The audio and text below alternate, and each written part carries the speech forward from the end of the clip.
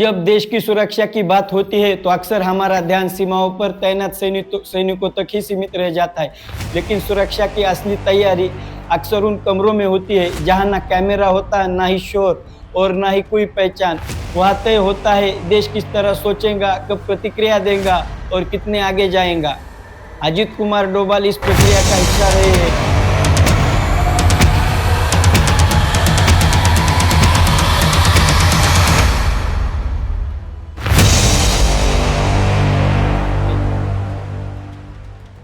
यह कहानी किसी एक घटना की या किसी एक फैसले की नहीं है, बल्कि पूरे जीवन की कहानी है जो लगातार भारत की सुरक्षा से जुड़ा रहा। 23 जनवरी 1945 को उत्तराखंड के पौड़ी गढ़वाल जिले के एक छोटा सा गांव गिडी, यही उनका जन्म हुआ।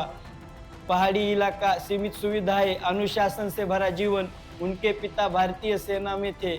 इसका मतलब था बचपन से ही नियम, जिम्मेदारी और देश के प्रति कर्तव्य। डोभाल का स्वभाव शांत था। वे ज्यादा बोलने वाले नहीं थे, लेकिन चीजों को ध्यान से देखना और समझने की आदत शुरू से ही उनमें मौजूद थी। पहाड़ों में जीवन का धैर्य सिखाता है और यही धैर्य उनके पूरे जीवन में दिखाई देता है। स्कूली शिक्षा पूरी करने के बाद डोभाल ने आगरा यूनिवर्सिटी से उच्च शिक्षा प्राप्त की। कॉलेज के दिनों में वे तेज बोलने वालों में नहीं थे, लेकिन उनकी पहचान एक सोचने समझने वाले छात्र की थी। वे किसी भी विषय को ऊपरी तौर पर नहीं, बल्कि गहराई से समझने की कोशिश करते थे।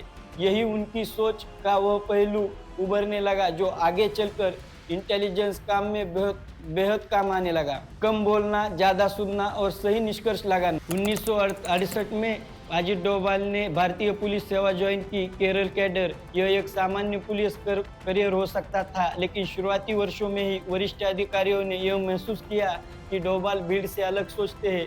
वे किसी स्थिति को भावना से नहीं, बल्कि विश्लेषण के साथ देखते हैं। यही वजह थी कि उन्हें जल्द ही इंटेलिजेंस से जुड़े कामों के लिए चुना गया। इंटेलिजेंस ब्यूरो में आने के बाद डोभाल का काम पूरी तरह से बदल गया। यह वर्दी नहीं, कोई पहचान नहीं और सार्वजनिक श्रेय नहीं, सिर्फ काम होता है जानकारी इकट्ठा करना नहीं, बल्कि उस जानकारी को समझना। लोग कैसे सोचते हैं, क्यों सोचते हैं और आगे क्या कर सकते हैं, यह असली सवाल होते हैं।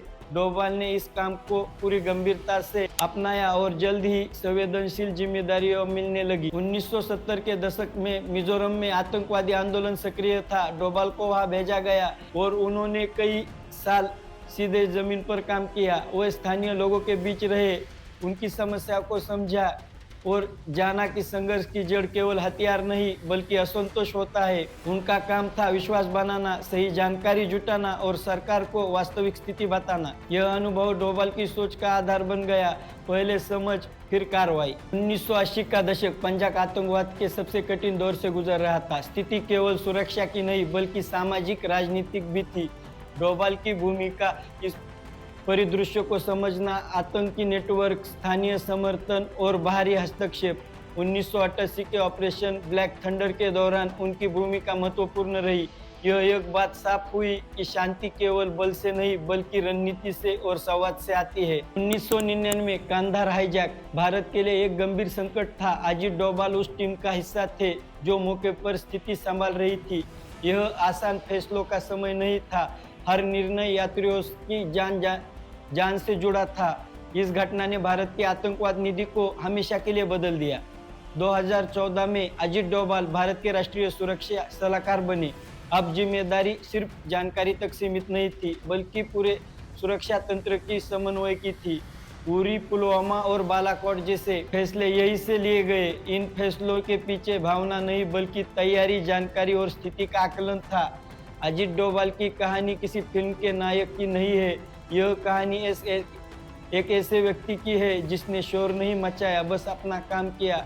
उनका जीवन यह सिखाता है कि देश की सुरक्षा केवल हथियारों से नहीं, बल्कि समझ, धैर्य और सही निर्णय से बनती है। और शायद यही वजह है कि उनका काम दिखाई कम देता है, लेकिन असर बहुत गहरा करता है।